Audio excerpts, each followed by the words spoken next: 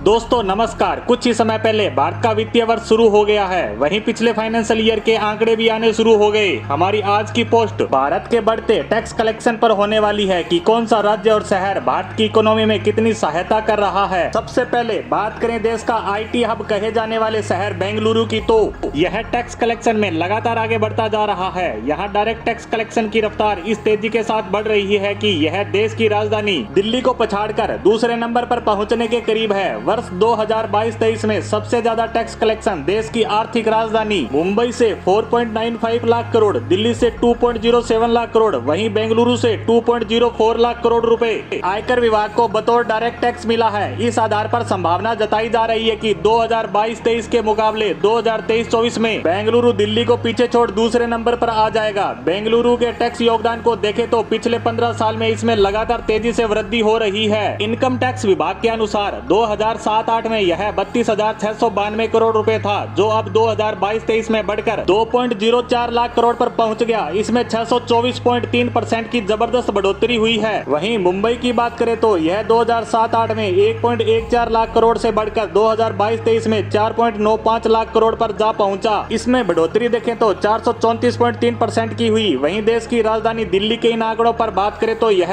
2007-08 में 47,639 करोड़ रुपए से 2022-23 में 2.07 लाख करोड़ टैक्स कलेक्शन पर जा पहुंचा, जिसमें भी 434.6% की बढ़ोतरी दर्ज की गई। वैसे मुंबई अब भी देश में पहले स्थान पर बना हुआ है। वहीं टोटल टैक्स में हिस्सेदारी की बात करें तो 2007-08 में यह 37% थी, वही अब घटकर 31% हो गई है। इसकी मुख्य वजह अब कंपनियां एक जगह सीमित न रहकर पूरे देश में स्थापित हो रही हैं, जिससे उनके मुख्यालय मुंबई के अलावा भी अन्य शहरों में खुलने लगे हैं। वहीं बेंगलुरु की बात करें तो इसका डायरेक्ट टैक्स कलेक्शन बढ़ने की सबसे मुख्य वजह स्टार्टअप इकोसिस्टम का योगदान है। साथ ही वहां बड़ी बड़ी IT कंपनियां स्थापित हो रही हैं। इन IT कंपनियों ने भी एडवांस टैक्स जमा कराने की रफ्तार में इजाफा किया है। इन कंपनियों की बात करें तो इन्फोसिस और विप्रो ने एडवांस टैक्स कलेक्शन में सबसे ज्यादा योगदान दिया। वहीं भारत के दूसरे शहरों की बात करें तो इनमें चेन्नई ने 1.05 लाख करोड़ रुपए, पुणे ने 91,973 करोड़ रुपए, हैदराबाद ने 88,483 करोड़ रुपए डायरेक्ट टैक्स जमा किया। इस तरह दिल्ली, बेंगलोर, पुणे, हैदराबाद, चेन्नई की कुल टैक्स कलेक्शन में हिस्सेदारी बढ़कर 44% हो गई। साथ ही इनकम टैक्स विभाग ने कोशिश की थी कि उत्तर प्रदेश और बिहार के योगदान में भी इजाफा हो सके। इसी कोशिश की वजह से ही पटना का योगदान जहां 2007-08 में 2,368 करोड़ से 2022-23 में 15,000 करोड़ और लखनऊ का 2007-08 में 2,246 करोड़ से बढ़कर 13,823 करोड़ पर पहुंच गया। ऐसे में इन शहरों में और भी ग्रोथ की संभावना है, लेकिन इसके लिए उचित डेवलपमेंट करना होगा। इन आंकड़ों से आपको समझ आ गया होगा कि भारत इस क्षेत्र में भी किस तेजी के साथ आगे बढ़ रहा है, जिससे हमारी अर्थव्यवस्था को लगातार मजबूती मिल रही है। अब वह समय भी दूर नहीं है जब हम डायरेक्ट टैक्स कलेक्शन में चीन और अमेरिका के करीब पहुंच जाएंगे। इस वित्तीय वर्ष के डायरेक्ट टैक्स कलेक्शन पर हमारी आज की पोस्ट को यहीं समाप्त करते हैं। धन्यवाद।